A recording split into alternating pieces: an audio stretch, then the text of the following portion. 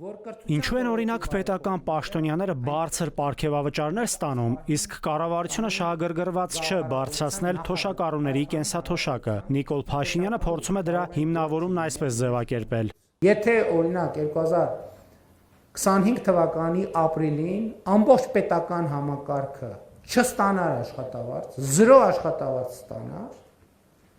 ապրիլին թոշակները հնարավոր կլիներ բարձրացնել 1400 քանի դրամ։ Պատկերացնում եք, ամբողջ պետական համակարգ, դատարաններով, դատախազությունով, պետական նախարարություններով եւ այլն։ Փաշինյանն ասում է, որ եթե ապրիլին պետական համակարգը աշխատավարձ չստանար եւ դրա արդյունքում թոշակառուի աշխատավարձը օրինակ 30,000-ից դառնար 31,500 դրամ, ապա Փաշինյանի ձևակերպմամբ կենսաթոշակառուների 70%-ն այդ թոշակը չէր ստանա ֆիզիկապես։ Այն համակարգը, որը պիտի այդ թոշակը A կետից հասնի B կետը, ուղղակի այդ համակարգը գոյություն չէր ունենա։ Լավ, մի ամիս կարար գոյություն ունենար, երկրորդ ամիսը գոյություն չէր ունենա արդեն։ Լավ, երկրորդ ամիսը գոյություն ունենար, երրորդ ամիսը գոյություն չէր ունենա վստահաբար, որովհետև ոչ մեկ չէր համաձայնվի առանց աշխատավարձի աշխատել։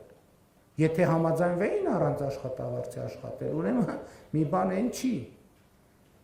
Ուրեմն ժողովուրդը պետք է մտածեր, թույլ տալիս է, որ իրանք առանց աշխատավարձի աշխատեն, թե թույլ չի տալ։ Փաշինյանը մի հայտարարություն էլ արեց աշխատավարձերի հետ կապված, չբացառելով, որ այն իր համոզմամբ աղմկոտ կդառնա։ Բարձր աշխատավարձ հիմնականում 80-90%-ով ստանում են նրանք, ովքեր մրցունակ կրթություն են ստացել։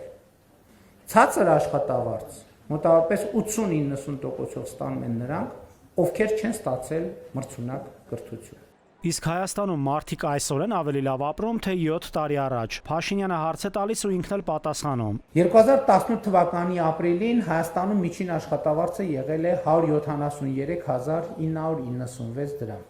2025 թվականի ապրիլին 304,992 դրամ։ Միջին աշխատավարձի աճը կազմել է 130,000 դրամ կամ 75%։ Այս թիվը վկայությունն է այն բանի, որ մարդիկ Հայաստանում ավելի լավ են ապրում եւ ավելի լավ են ապրում գնաճի հաշվառումով եւ ավելի լավ են ապրում շուրջ 50%-ով։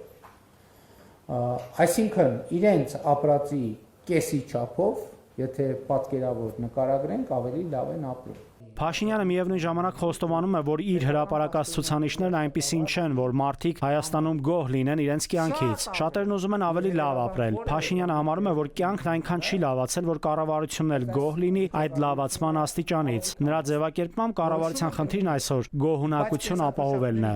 Նաիրի Մուրադյան, ժամը լրատվական։